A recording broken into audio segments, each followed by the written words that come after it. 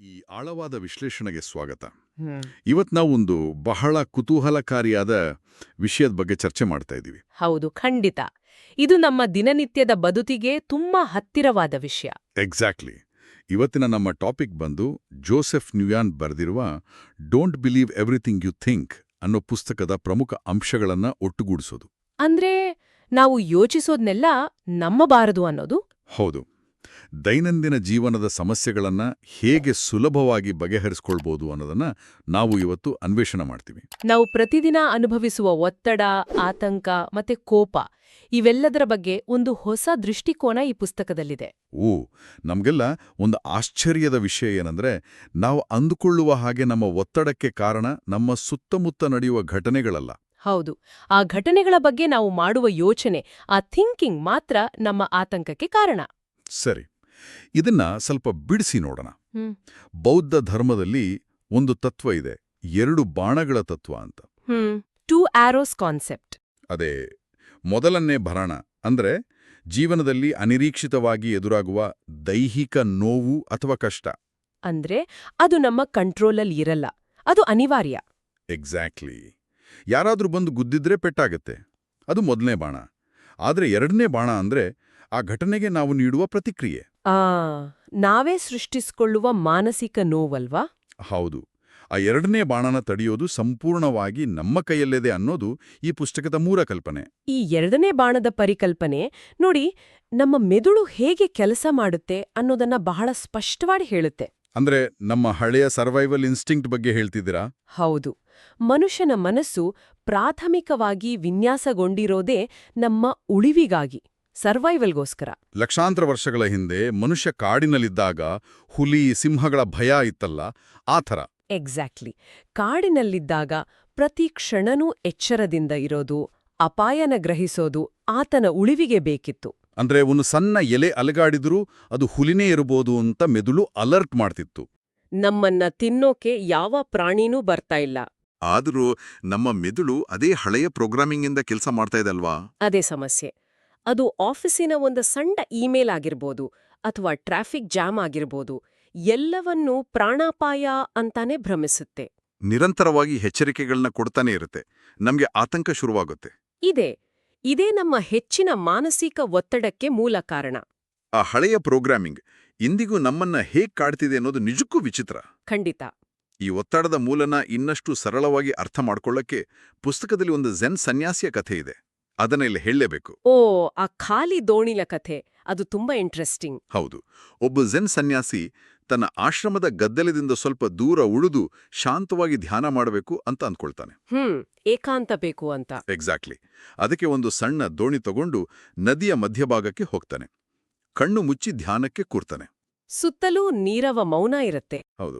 ಆತನಿಗೆ ಪರಮಶಾಂತಿಯ ಅನುಭವ ಆಗ್ತಾ ಇರುತ್ತೆ. ಹೀಗೆ ಸ್ವಲ್ಪ ಸಮಯ ಕಳೆದ ಮೇಲೆ ಇದಕ್ಕಿದ್ದಂತೆ ಬೇರೆ ಯಾವುದೋ ದೋಣಿ ಬಂದು ಡಿಕ್ಕಿ ಹೊಡೆಯುತ್ತೆ ಅಲ್ವಾ? ಹೌದು. ಮತ್ತೊಂದು ದೋಣಿ ಬಂದು ಆತನ ದೋಣಿಗೆ ರಭಸವಾಗಿ ಡಿಕ್ಕಿ ಹೊಡೆಯುತ್ತೆ. ಆ ಪರಮಶಾಂತಿಯ ಕ್ಷಣದಲ್ಲಿ ಹಾಗೆ ಡಿಕ್ಕಿಯಾದಾಗ ಸಹಜವಾಗಿ ಆತನ ರಿಯಾಕ್ಷನ್ ಹೇಗಿದ್ದಿರ್ಬೋದು? ಆತನ ಧ್ಯಾನ ಸಂಪೂರ್ಣವಾಗಿ ಹಾಳಾಗುತ್ತೆ. ವಿಪರೀತ ಕೋಪ ನೆತ್ತಿಗೆ ಇರುತ್ತೆ. ನ್ಯಾಚುರಲ್. ಯಾರಾದ್ರೂ ಕೋಪ ಮಾಡ್ಕೊಳ್ತಾರೆ. ಯಾವ ಮೂರ್ಖ ಬೇಕಂತಲೇ ನನ್ನ ದೋಣಿಗೆ ಡಿಕ್ಕಿ ಹೊಡೆದಿದ್ದು, ನನ್ನ ಧ್ಯಾನನ ಹಾಳು ಮಾಡಿದ್ಯಾರು ಅಂತ ಬೈಕೊಳ್ತಾನೆ. ರೇಗಾಡೋಣ ಅಂತ ಕಣ್ಣು ಬಿಟ್ಟು ನೋಡ್ತಾನೆ. ಆದ್ರೆ ಅಲ್ಲಿ ನೋಡಿದ್ರೆ ಆ ದೋಣಿಯಲ್ಲಿ ಯಾರೂ ಇರೋದಿಲ್ಲ. ಅಂದ್ರೆ ಅದೊಂದು ಖಾಲಿ ದೋಣಿಯಾಗಿರುತ್ತೆ. ಹೌದು. ಕೇವಲ ಬಿರುಗಾಳಿಗೆ ಸಿಲುಕೆ ತೇಲಿ ಬಂದ ಒಂದು ಖಾಲಿ ದೋಣಿ. ಕೇವಲ ಒಂದು ಮರದ ತುಂಡು ಅಷ್ಟೆ. ಅದನ್ನ ನೋಡಿದ ತಕ್ಷಣ ಆತನ ಕೋಪ ಏನಾಗುತ್ತೆ? ಕೋಪ ಎಲ್ಲ ಒಮ್ಮೆಗೆ ಮಾಯ ಆಗುತ್ತೆ.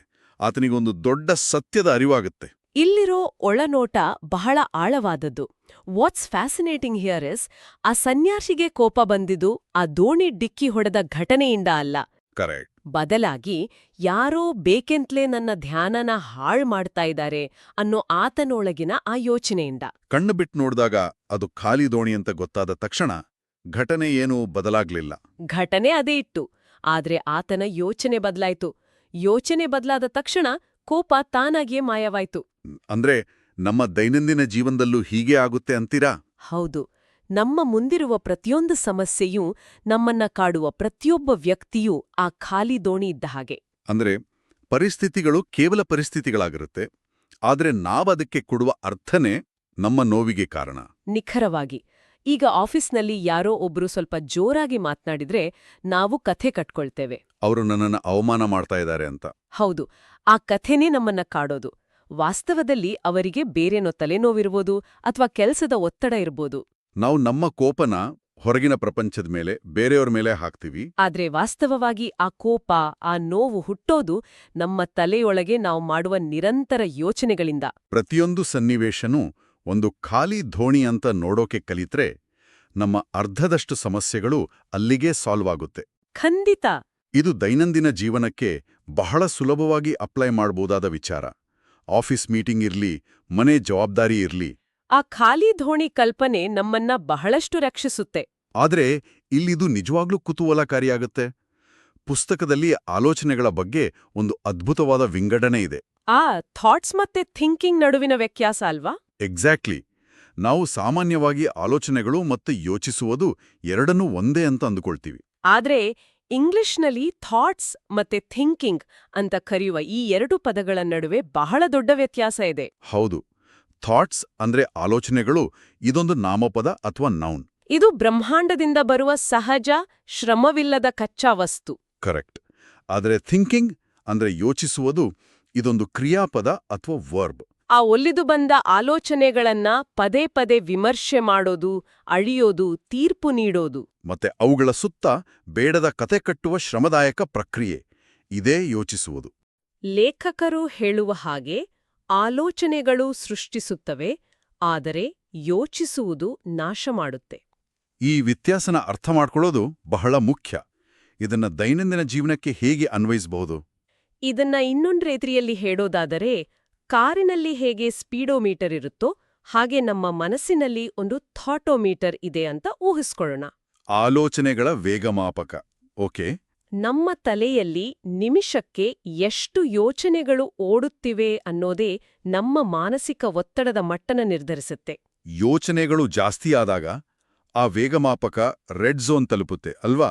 ಹೌದು, ಆ ರೆಡ್ ಝೋನ್ ತಲುಪದಾಗಲೇ ನಮಗೆ ಆತಂಕ, ಹತಾಶೆ ಮತ್ತೆ ಸುಸ್ತು ಶುರುವಾಗೋದು. ಅಂದ್ರೆ ಇಲ್ಲಿ ನಾವು ಏನು ಯೋಚಿಸುತ್ತಿದ್ದೀವಿ ಅನ್ನೋದಕ್ಕಿಂತ ನಾವು ಎಷ್ಟು ಯೋಚಿಸುತ್ತಿದ್ದೀವಿ ಅನ್ನೋದು ಮುಖ್ಯ ಆಗುತ್ತೆ. ನಮ್ಮ ತಲೆಯಲ್ಲಿ 100 ಒಳ್ಳೆಯ ಯೋಚನೆಗಳು ಒಟ್ಟಿಗೆ ಓಡ್ತಾ ಇದ್ರೂ ನಮಗೆ ಸುಸ್ತಾಗುತ್ತೆ. ಖಂಡಿತ. ನಾವು ಯೋಚಿಸುವ ವೇಗನ ಕಡಿಮೆ ಮಾಡಿದಷ್ಟು ನಮ್ಮ ಮನಸ್ಸು ತಾನಾಗಿಯೇ ಆ ರೆಡ್ ಝೋನಿಂದ ಹೊರಬರುತ್ತೆ. ಮತ್ತೆ ಶಾಂತ ಸ್ಥಿತಿಗೆ ಮರಳುತ್ತೆ. ನಾವು ಸಮಸ್ಯೆಗಳಿಗೆ ಪರಿಹಾರ ಹುಡುಕೋ ಬದಲು ಆ ಸಮಸ್ಯೆಯ ಬಗ್ಗೆಯೇ ವಿಪರೀತವಾಗಿ ಯೋಚಿಸಿ ನಮ್ಮನ್ನ ನಾವೇ ರೆಡ್ ಝೋನ್ಗೆ ತಳ್ಳಿಕೊಳ್ತೀವಿ. ಇದಕ್ಕೆ ಲೇಖಕನು ಕೊಡುವ ನೀರಿನ ಉದಾಹರಣೆ ನನಗಂತೂ ತುಂಬಾ ಆಪ್ತವಾಯಿತು. ಹೌದು, ಅದು ಎಲ್ಲರಿಗೂ ಸುಲಭವಾಗಿ ಅರ್ಥಾಗುವಂಥ ಉದಾಹರಣೆ. ಒಂದು ಗಾಜಿನ ಲೋಟದಲ್ಲಿ ಕೊಳುಕು ನೀರಿದೆ ಅಂತ ಅನ್ಕೊಳ್ಳೋಣ. ಆ ನೀರಿನ ಶುದ್ಧ ಮಾಡೋಕೆ ನಾವೇನಾದ್ರೂ ಮಾಡ್ಲೇಬೇಕು ಅಂತ. ಅದನ್ನ ಸೌಟಿನಿಂದ ಕಲಕಿದ್ರೆ ಅಥವಾ ಅದನ್ನ ಕುದಿಸಿದ್ರೆ, ಫಿಲ್ಟರ್ ಮಾಡೋಕ್ ಹೋದ್ರೆ ಅದು ಇನ್ನಷ್ಟು ಮಲಿನ ಆಗತ್ತೆ ಹೊರತು ಶುದ್ಧ ಆಗೋದಿಲ್ಲ. ಬದಲಾಗಿ ಆ ನೀರಿನ ಯಾವ ಅಡಚಣೆನೂ ಇಲ್ಲದೆ ಟೇಬಲ್ ಮೇಲೆ ಸ್ವಲ್ಪ ಹೊತ್ತು ಹಾಗೆ ಬಿಟ್ರೆ ಕೊಳೆಯೆಲ್ಲ ತಾನಾಗೆ ಕೆಳಗೆ ಕೂರುತ್ತೆ. ಮತ್ತೆ ಮೇಲಿನ ನೀರು ಸಂಪೂರ್ಣವಾಗಿ ಸ್ವಚ್ಛ ಆಗುತ್ತೆ. ನಮ್ಮ ಮನಸ್ಸು ಕೂಡ ಆ ನೀರಿನ ಲೋಟದ ಹಾಗೆ ಕೆಲಸ ಮಾಡುತ್ತೆ. ದೈನಂದಿನ ಜೀವನದಲ್ಲಿ ಯಾವುದಾದ್ರೂ ಸಮಸ್ಯೆ ಎದುರಾದಾಗ ನಾವು ಮಿತಿಮೀರಿ ಯೋಚಿಸಿ ಮನಸ್ಸನ್ನ ಕಲಕುತ್ತೇವೆ. ಉದಾಹರಣೆಗೆ, ಒಂದು ಪ್ರಾಜೆಕ್ಟ್ ಮುಗಿಸೋಕಾಗ್ತಾ ಇಲ್ಲ ಅಂದ್ರೆ ನಾವೇ ಬಲವಂತವಾಗಿ ಪರಿಹಾರ ಹುಡುಕೋಕೆ ಟ್ರೈ ಮಾಡ್ತೀವಿ. ಆದ್ರೆ ಮನಸ್ಸಿನ ಸಹಜ ಸ್ಥಿತಿಯ ಸ್ಪಷ್ಟತೆ ಅಲ್ವಾ? ಹೌದು. ನಾವು ಯೋಚಿಸುವ ಆ ನಿರಂತರ ಪ್ರಕ್ರಿಯೆನ ಸ್ವಲ್ಪ ಹೊತ್ತು ನಿಲ್ಲಿಸಿದ ತಕ್ಷಣವೇ ಆ ಕೆಸರು ತಾನಾಗಿಯೇ ತಳವೂರಲು ಅವಕಾಶ ಮಾಡಿಕೊಡ್ತೀವಿ. ಆಗ ಒಳಗಿನಿಂದಲೇ ಸ್ಪಷ್ಟತೆ ಸಿಗುತ್ತೆ. ನಾವು ಮಾಡುವ ದೊಡ್ಡ ತಪ್ಪು ಏನಂದ್ರೆ ಆ ಕೆಸರನ್ನ ಇನ್ನಷ್ಟು ಕಲುಕುತ್ತಲೇ ಇರೋದು. ಕರೆಕ್ಟ್. ನಾವು ಸಮಸ್ಯೆನ ಎದುರಿಸೋಕೆ ಬಲವಂತವಾಗಿ ವಿಶ್ಲೇಷಣೆ ಮಾಡೋದನ್ನ ನಿಲ್ಲಿಸಿದಾಗ ನಮ್ಮ ಒಳಗೆ ಅದ್ದಾಗ್ಲೇ ಇರುವ ಉತ್ತರಗಳು ಮೇಲ್ಮೈಗೆ ಬರ್ತವೆ. ನಮ್ಮ ಅಂತಃಪ್ರಜ್ಞೆ ಅಥವಾ ಇಂಟ್ಯೂಷನ್ ಮೂಲಕ. ಇದೇ ನಿಜವಾದ ಸಮಸ್ಯೆ ಪರಿಹರಿಸುವ ಕಲೆ. ಇದೆಲ್ಲವನ್ನೂ ಚರ್ಚೆ ಮಾಡ್ತಾ ಇರುವಾಗ ಒಂದು ಅಚ್ಚರಿಯ ವಿಷಯ ನೆನಪಾಗ್ತಾ ಇದೆ. ಏನು? ನಾವು ಸದಾ ಖುಷಿಯಾಗಿರ್ಬೇಕು, ಶಾಂತವಾಗಿರ್ಬೇಕು ಅಂದ್ರೆ ಪಾಸಿಟಿವ್ ಆಗಿ ಯೋಚಿಸಲೇಬೇಕು ಅಂತ ಎಷ್ಟೋ ಕಡೆ ಕೇಳಿದ್ದೀವಿ. ಹೌದು, ಪಾಸಿಟಿವ್ ಥಿಂಕಿಂಗ್ ಬಗ್ಗೆ ಎಲ್ಲರೂ ಹೇಳ್ತಾರೆ. ಸಕಾರಾತ್ಮಕವಾಗಿ ಯೋಚಿಸಿದರೆ ಮಾತ್ರ ನೆಮ್ಮದಿ ಸಿಗುತ್ತೆ ಅನ್ನೋ ನಿಯಮ. ಆದ್ರೆ ಈ ಪುಸ್ತಕ ಹೇಳುವ ಪ್ರಕಾರ ಖುಷಿಯಾಗಿರಲು ನಾವು ಪಾಸಿಟಿವ್ ಆಗಿ ಯೋಚಿಸುವ ಅಗತ್ಯವೇ ಇಲ್ಲ. ಇದು ಮೇಲ್ನೋಟಕ್ಕೆ ಸ್ವಲ್ಪ ವಿಚಿತ್ರ ಅನ್ಸ್ಬೋದು. ಹೌದು, ಪಾಸಿಟಿವ್ ಆಗಿ ಯೋಚಿಸದೇ ಇದ್ರೆ ಹೇಗೆ? ಸಾಮಾನ್ಯ ನಂಬಿಕೆಗೆ ಇದು ತದ್ವಿರುದ್ಧ ಅಂತ ಅನ್ಸಿದ್ರು ಇದರ ಹಿಂದಿನ ತರ್ಕ ಬಹಳ ಸರಳವಾಗಿದೆ. ಹೇಗೆ? ಇದಕ್ಕಾಗಿ ಒಂದು ಸಣ್ಣ ಮಗುವಿನ ಉದಾಹರಣೆ ತಗೊಳ್ಳೋಣ. ಒಂದು ಮಗುವಿನ ಸಹಜ ಸ್ಥಿತಿ ಯಾವುದು? ಅದು ಪ್ರೀತಿ, ಆನಂದ ಮತ್ತು ಶಾಂತಿ. ಕರೆಕ್ಟ್. ಒಂದು ಮಗು ಖುಷಿಯಾಗಿರಲು ಬೆಳಗ್ಗೆ ಎದ್ದು ನಾನಿಂದು ಪಾಸಿಟಿವ್ ಆಗಿ ಯೋಚಿಸಬೇಕು ಅಂತ ಡೈರಿಯಲ್ಲಿ ಬರೆದುಕೊಡುತ್ತಾ? ಖಂಡಿತ ಇಲ್ಲ. ಮಕ್ಕಳು ಯಾವ ಪ್ರಯತ್ನವೂ ಇಲ್ಲದೆ ಖುಷಿಯಾಗಿರುತ್ತಾರೆ. ಅದು ಕೇವಲ ಆ ಕ್ಷಣದಲ್ಲಿ ಇರುತ್ತೆ ಅಷ್ಟೇ. ಮಾನವರಾದ ನಮಗೂ ಅದೇ ಸಹಜ ಸ್ಥಿತಿ. ನಾವು ಆನಂದವಾಗಿರಲು ಹೊರಗಿನಿಂದ ಏನನ್ನೂ ತಂದು ತುಂಬಿಕೊಳ್ಬೇಕಾಗಿಲ್ಲಲ್ವಾ?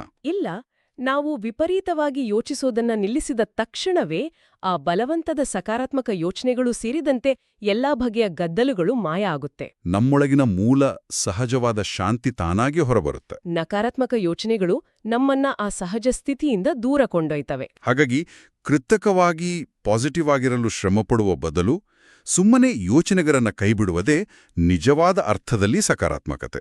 ಅಂದ್ರೆ ಕೊಳಕು ನೀರಿಗೆ ಶುದ್ಧ ನೀರನ್ನ ಸೇರಿಸುವ ಬದಲು ಕೊಳೆನ ಕೆಳಗೆ ಕೂರಲು ಬಿಡೋದು ಮುಖ್ಯ. ಎಕ್ಸಾಕ್ಟ್ಲಿ. ಆದರೆ ಇಲ್ಲಿ ದೈನಂದಿನ ಜೀವನಕ್ಕೆ ಸಂಬಂಧಿಸಿದಂತೆ ಒಂದು ದೊಡ್ಡ ಪ್ರಾಯೋಗಿಕ ಪ್ರಶ್ನೆ ಎದುರಾಗುತ್ತೆ. ಏನು ಪ್ರಶ್ನೆ?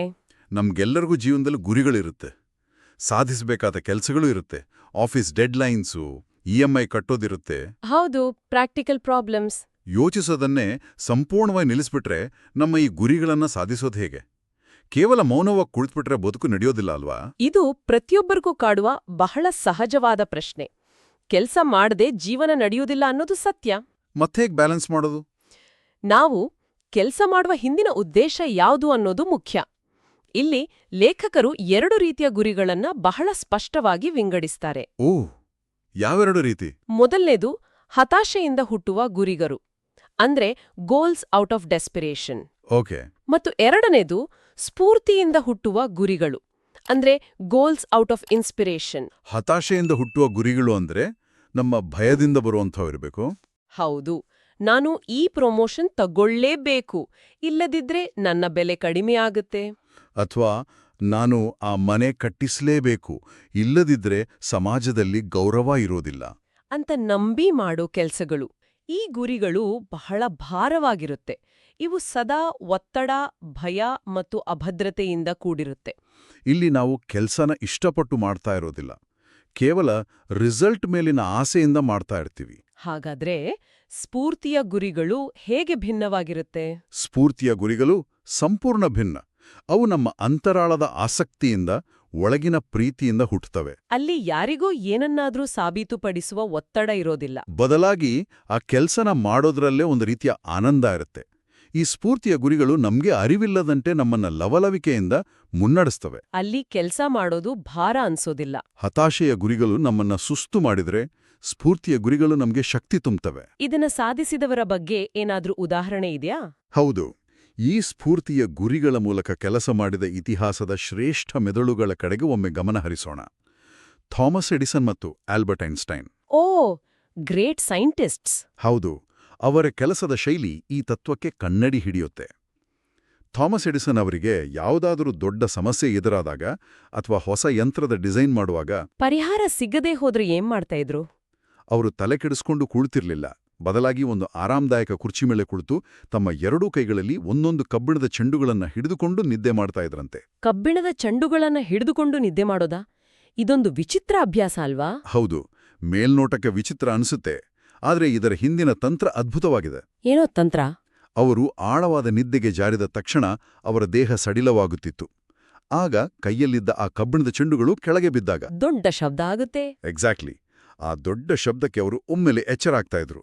ಆ ಎಚ್ಚರವಾದ ತಕ್ಷಣದ ಘಳಿಗೆ ಇದೆಯಲ್ಲ, ಅಲ್ಲಿ ಅವರ ತಲೆಯಲ್ಲಿ ಯಾವುದೇ ಯೋಚನೆಗಳು ಇರ್ತಿರ್ಲಿಲ್ಲ. ಆಹಾ, ಆ ಯೋಚನೆಗಳಿಲ್ಲದ ಸ್ಪಷ್ಟವಾದ ಸ್ಥಿತಿ. ಹೌದು, ಆ ಸ್ಥಿತಿಯಲ್ಲಿ ಅವರಿಗೆ ಸಮಸ್ಯೆಗೆ ಅದ್ಭುತವಾದ ಪರಿಹಾರಗಳು ಹೊಳೆಯುತ್ತಿತ್ತಂತೆ. ನಿದ್ದೆಯಿಂದ ಎದ್ದ ತಕ್ಷಣ ಆ ಆಲೋಚನೆಗಳನ್ನ ಬರೆದುಕೊಳ್ತಾ ಇದ್ರು. ಇದು ನಿಜಕ್ಕೂ ಅದ್ಭುತ. ಅವರು ಮಾಡ್ತಾ ಇದ್ದದ್ದು ಇಷ್ಟೇ, ತಮ್ಮ ಆ ಥಾಟೋಮೀಟರ್ ಅನ್ನ ಸಂಪೂರ್ಣವಾಗಿ 0ಗೆ ತರ್ತಾ ಇದ್ರು. ಅದೇ ರೀತಿ ಆಲ್ಬರ್ಟ್ ಐನ್ಸ್ಟೈನ್ ಅವರ ಕಥೆಯೂ ಇದೆ. ಅವರೇನ್ ಮಾಡ್ತಾ ಇದ್ರು? ಭೌತಶಾಸ್ತ್ರದ ಅತ್ಯಂತ ಕ್ಲಿಷ್ಟಕರವಾದ ಸಮಸ್ಯೆಗಳಲ್ಲಿ ಸಿಲುಕುಕೊಂಡಾಗ ಅವರು ಅದರ ಬಗ್ಗೆ ಯೋಚಿಸಿ ತಲೆಬಿಸಿ ಮಾಡ್ಕೊಳ್ತಾ ಇರಲಿಲ್ಲ. ಬದಲಾಗಿ ತಮ್ಮ ವಯಲಿನ್ ತೆಗೆದುಕೊಂಡು ಸಂಗೀತ ನುಡಿಸೋಕೆ ಶುರು ಮಾಡ್ತಾ ಇದ್ರಂತೆ. ಮ್ಯೂಸಿಕ್, ಅದೊಂದು ಮೆಡಿಟೇಷನ್ ತರಹ.